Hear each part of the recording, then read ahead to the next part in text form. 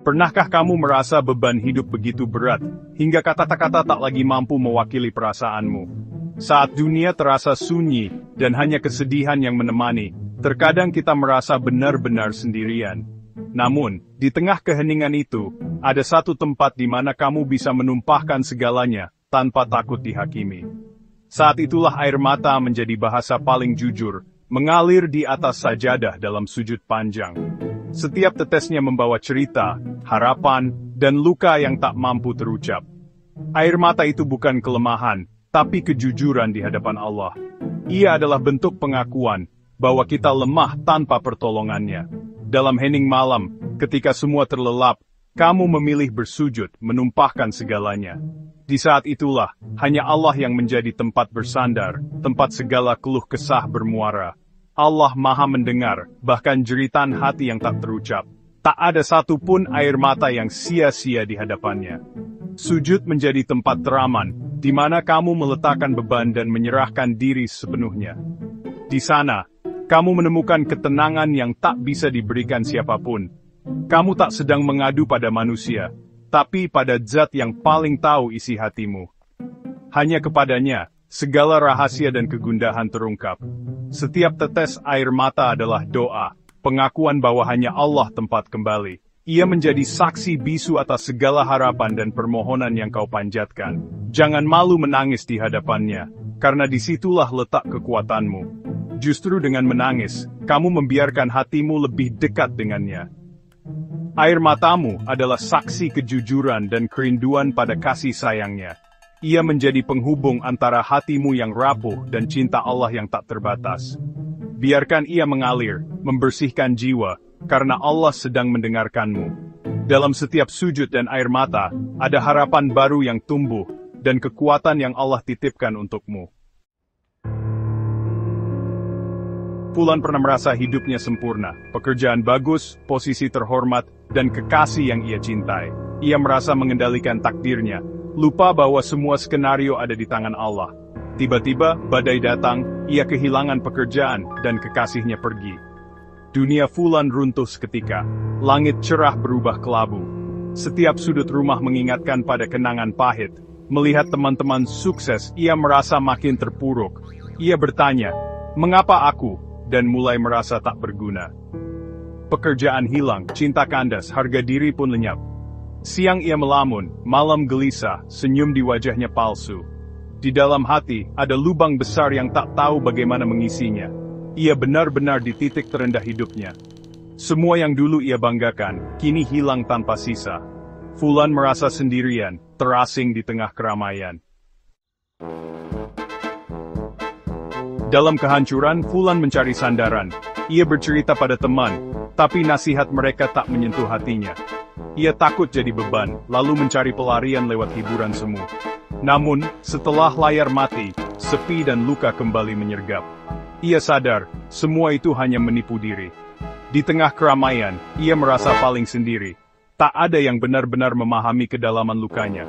Keputusasaan makin merayap, harapan seolah sirna. Hingga suatu malam, ia teringat pada Allah, Zat yang tak pernah bosan mendengar keluh kesah hambanya.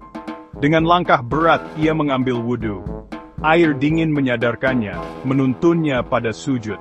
Malam itu, ia meletakkan kening di sajadah, berserah pada sang pemilik sandaran. Di keheningan, ia mulai menemukan harapan.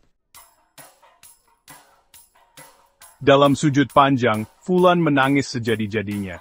Malam itu terasa begitu sunyi, hanya suara isak tangis yang menemani keheningan. Setiap tetes air mata yang jatuh, seolah membawa beban yang selama ini dipendam dalam diam. Tak ada lagi kepura-puraan, hanya ia dan Allah. Ia merasa benar-benar sendiri, namun justru disitulah ia menemukan kejujuran terdalam dalam hatinya. Ia tumpahkan semua luka dan kecewa, seperti anak kecil pulang ke pelukan ibunya.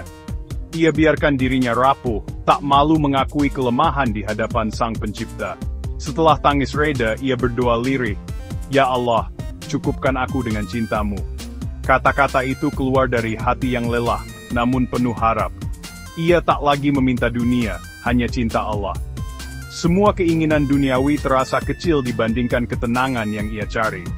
Fulan sadar, selama ini ia salah menggantungkan kebahagiaan pada dunia. Ia mulai memahami bahwa kebahagiaan sejati tak pernah datang dari hal-hal yang fana. Kini ia tahu kebahagiaan sejati hanya dari cinta Allah.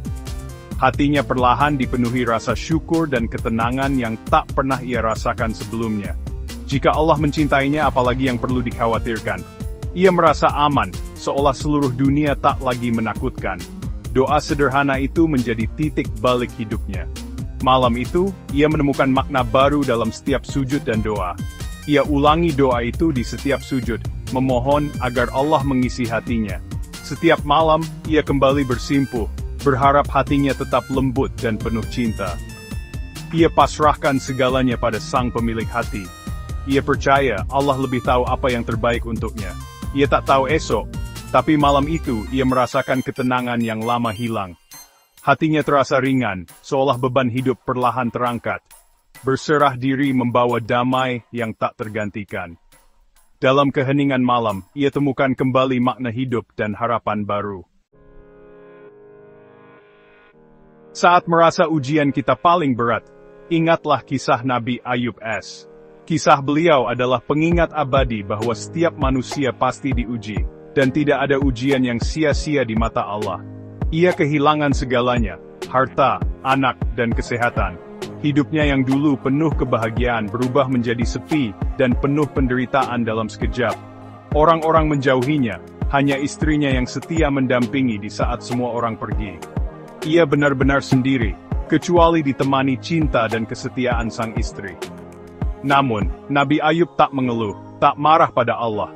Ia tidak pernah mempertanyakan takdir yang menimpanya, meski rasa sakit dan kesedihan begitu dalam.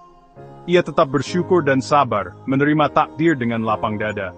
Setiap hari ia mengisi hatinya dengan keikhlasan dan keyakinan bahwa Allah Maha Mengetahui. Dalam puncak penderitaan, ia berdoa dengan penuh adab, "Ya Tuhanku, aku ditimpa penyakit, dan Engkau Maha Penyayang." Doanya lembut, penuh harap, tanpa keluh kesah. Ia tak menuntut, hanya mengadu dan memuji Allah. Ia yakin, Allah mendengar setiap bisikan hati hambanya yang sabar. Kisah ini mengajarkan hakikat sabar dan doa. Sabar bukan sekadar menahan diri, tapi juga mempercayai rencana Allah yang terbaik. Sabar bukan berarti pasrah tanpa usaha, tapi menerima takdir sambil terus berdoa dan berikhtiar. Nabi Ayub tetap berdoa, berharap pada rahmat Allah. Doa Nabi Ayub, bukti bahwa seberat apapun ujian, jangan putus asa dari rahmat Allah. Selalu ada harapan bagi yang bersabar dan percaya. Allah menjawab doanya, menyembuhkan dan mengembalikan segalanya 2 kali lipat. Kebahagiaan dan keberkahan datang setelah kesabaran yang panjang. Kesabaran dan doa tulus selalu berbuah manis. Kisah Nabi Ayub mengajarkan kita untuk tidak pernah menyerah, karena pertolongan Allah selalu dekat bagi yang bersabar. Ada kekuatan luar biasa di balik hati yang patah. Saat kita merasa paling lemah, doa kita justru paling kuat menembus langit. Di puncak ujian, tak ada lagi kesombongan, hanya kejujuran dan kepasrahan. Kita datang pada Allah dengan hati paling tulus dan rapuh. Allah sangat dekat dengan hamba yang hatinya hancur karenanya. Dalam hadis qudsi, "Aku bersama orang-orang yang hatinya hancur karena aku." Isak tangis dan doa lirihmu didengar Allah tanpa hijab. Jangan remehkan kekuatan doa di titik terendah. Saat dunia menutup pintu, pintu langit selalu terbuka. Manusia mungkin menjauh, tapi Allah justru mendekat. Tumpahkan segalanya padanya, karena doa dari hati yang pasrah paling mustajab. Tiada daya dan kekuatan kecuali dengan pertolongan Allah. Proses bangkit Fulan tak instan, luka hatinya tak sembuh semalam. Namun, sujud dan doa di malam sunyi jadi awal penyembuhan. Setiap malam ia kembali bersujud, mengulang doa, "Ya Allah, cukupkan aku dengan cintamu." Perlahan, ketenangan menggantikan kegelisahan. Ia mulai melihat kehilangan sebagai cara Allah menariknya kembali. Allah mengajarinya mencintainya di atas segalanya. Air mata yang dulu dianggap kelemahan, kini jadi terapi dari langit. Sujud menjadi sumber kekuatan menghadapi esok. Ia tak lagi gerai, in Allah sang mendengar. Air mata dalam sujud, itulah cara Allah menyembuhkan luka hati.